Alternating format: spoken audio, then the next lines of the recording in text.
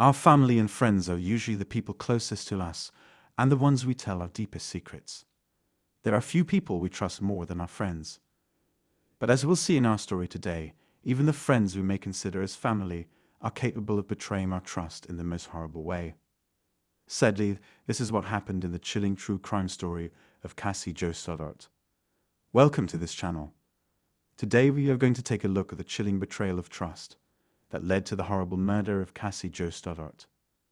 Before we continue, make sure you like, share, and subscribe to get notified about our latest videos. And now let's take a look at the sad story of Cassie Jo Stoddart. Cassie Jo Stoddart was born on December 21, 1989, and she was a student at Pocatello High School in Bannock County, Idaho. Cassie was just like every other teenage girl, outgoing and well-liked by everyone. She soon became friends with her classmates Brian Draper and Tori Adamczyk. However, unlike Cassie, Brian and Tori were quiet and usually stuck with themselves, with Cassie being the only other friend they were seen spending time with. Everyone considered Brian and Tori as two troubled teens going through a difficult phase. But what nobody could ever have known was that these boys were hatching a plan so evil and disturbing that it would be enough to make anyone sick. These troubled boys were huge fans of the Columbine massacre. For those of our viewers who are unaware of this incident, the Columbine massacre was a school shooting that occurred on April 20, 1999.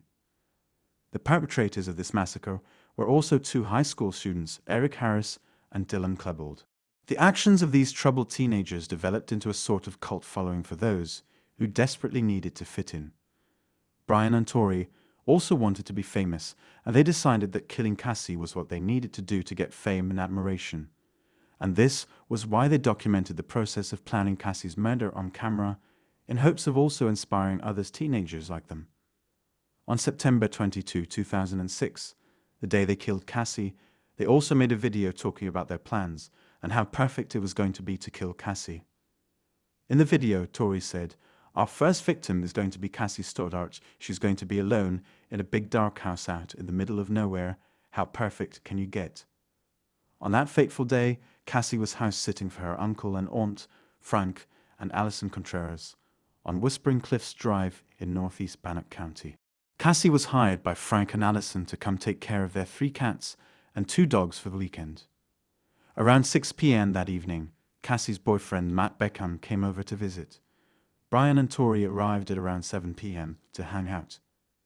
Cassie gave the friends a tour of the house, including the basement. They then went to the living room to watch the film Kill Bill, Volume 2. As they had earlier planned, Brian and Tori left before the movie ended, saying they wanted to watch a movie at their local movie theater instead. But what no one knew was that the boys had unlocked the basement door before they left so that they could re-enter the house undetected.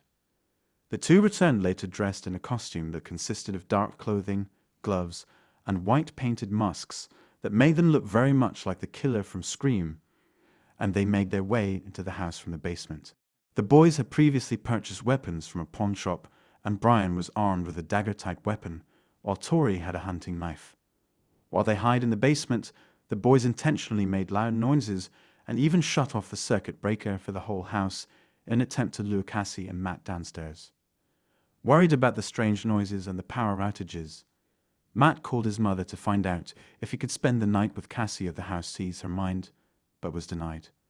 Matt's mother, however, offered to let Cassie come home with Matt to spend the night and then return back to the house the next morning. Although she was scared by the noises and power outages, Cassie refused this offer as she felt that it was her duty to look after the house. When Matt was picked up by his mother around 10:30 p.m., he had no way of knowing that it was the last time he would ever see Cassie alive. After Matt left, Cassie all alone in the house with 2 troubled teenagers lurking in the basement.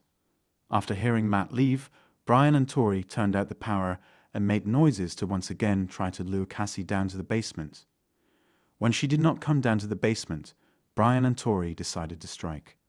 They rushed upstairs and attacked Cassie, who was just laying on the couch. Brian and Tori stabbed Cassie 30 times, with 12 wounds being potentially fatal. The boys Cassie trusted and called her friends were the ones that took her life. Cassie's body was discovered 2 days later by her family, who who were returning from their trip. The incident was quickly reported to the police, and an investigation was launched to find who was behind this horrible murder. Brian and Tori were quickly identified as the most likely suspects after police found that they had made a video where they recorded their plan to murder Stoddart in advance. The boys were then arrested and taken into custody. Brian and Tori were arrested on September 27, 2006, 5 days after they had murdered 16-year-old Cassie Jo Stoddart. They were charged with first-degree murder and conspiracy to commit first-degree murder. During the interrogation, the pair cowardly blamed each other for their actions, stating that the other person influenced them and was responsible. Brian stated that he was in the same room with Tori when Cassie was killed, but denied stabbing her. He would later admit to stabbing her, but would claim that he was instructed by Tori to do so.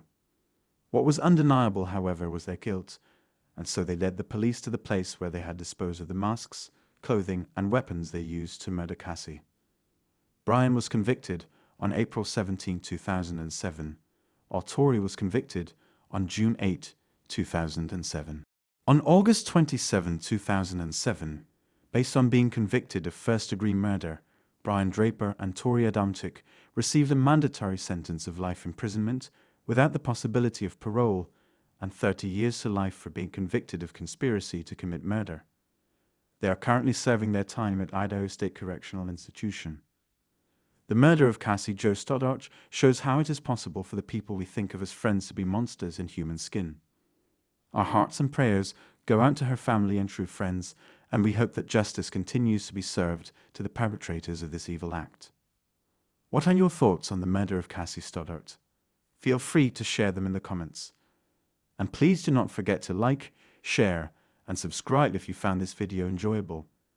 Thanks for watching, and see you in the next video.